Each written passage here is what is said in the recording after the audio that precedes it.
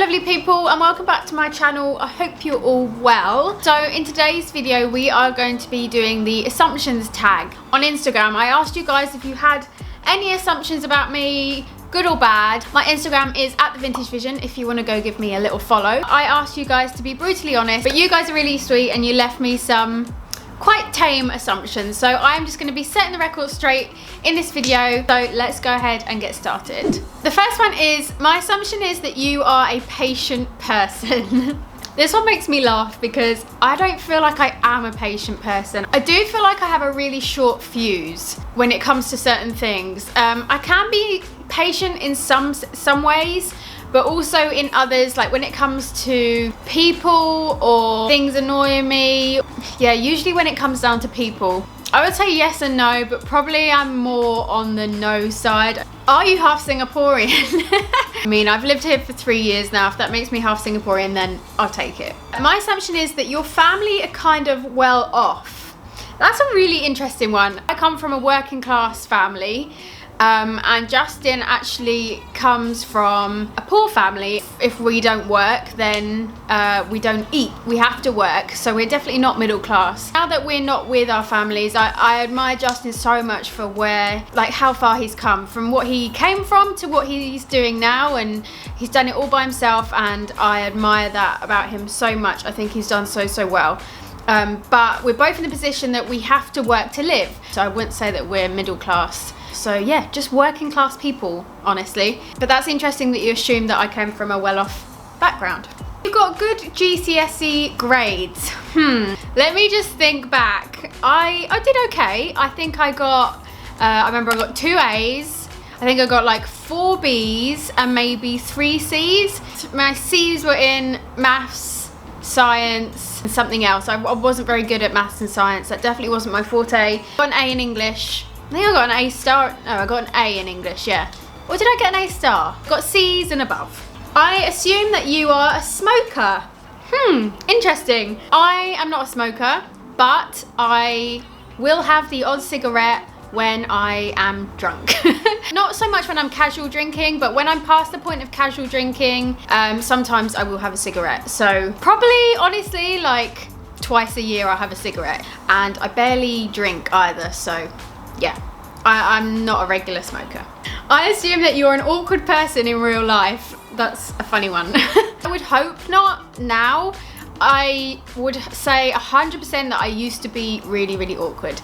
I am an introverted person and I've definitely got better over the years. Say the last few years of my 20s, I've definitely developed more social skills and I find it easier to make conversation with people and keep conversation going. When I was younger, I was incredibly shy. I'm still shy now, but I was incredibly shy to the point where I wouldn't even say anything. Like if I met new people and I was in a group, I literally just wouldn't talk. I just didn't know how to start talking to people. So I would say that I probably used to be really awkward until people got to know me. They really got to know my personality and I opened myself up more, but that took me a long time to be able to do that. If I meet someone straight away, I'm usually still pretty shy. So yeah, I think YouTube has helped incredibly with that, and being in Singapore in general, because I'm meeting new people and viewers all the time, so I have to like not be awkward. It would be weird if I was.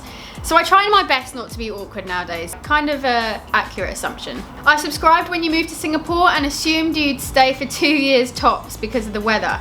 Well, if you knew me, then you'd know that I adore the weather here. And I am a summer all year round kind of person. That is my dream scenario. So no, we're definitely lasting more than 2 years because I love the weather here. You like Marmite? I do like Marmite. I love Marmite. You either love it or you hate it.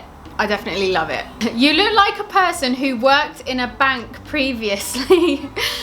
That's funny because I can't think of anything more further away from what I would do. I would never want to work in a bank. That is not me. I don't have the brains for it. I hate maths.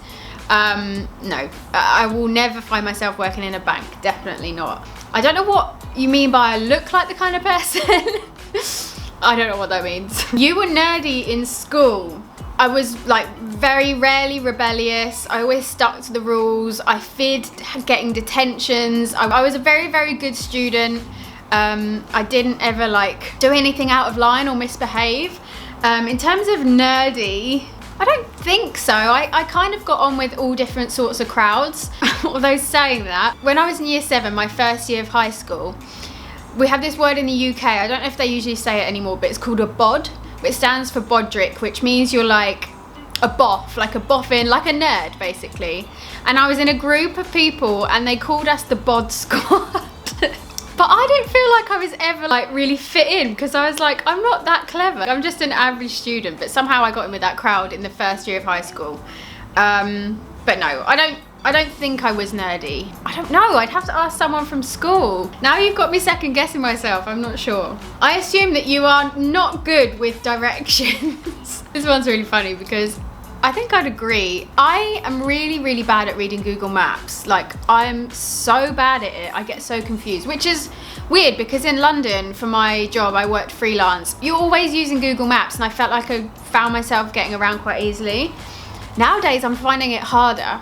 But I will say that I am quite perceptive, so I always take note of my surroundings. So if I've gone somewhere new, I'll be like, okay, we're passing that, that's the way we go back. Whereas Justin, on the other hand, is the opposite, and he doesn't, like, we still go to the same shopping mall that we've been going to for 3 years, and he still doesn't know his way around because he doesn't pay attention to his surroundings.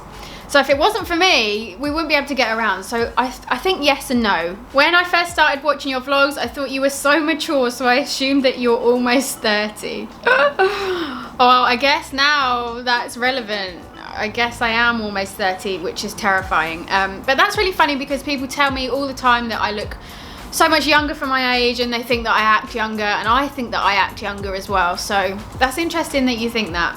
I assumed that you were tall from your videos until I saw you in real life with Justin. Yep, no, I am definitely not tall. I am 4'11". I am very, very small. Even in Singapore, everyone's still taller than me, so that's great. You are naturally shy. Yes, as I touched on before, yeah, I definitely am naturally shy. I assume that you are the type who will confront the guy if they ever catcall on you.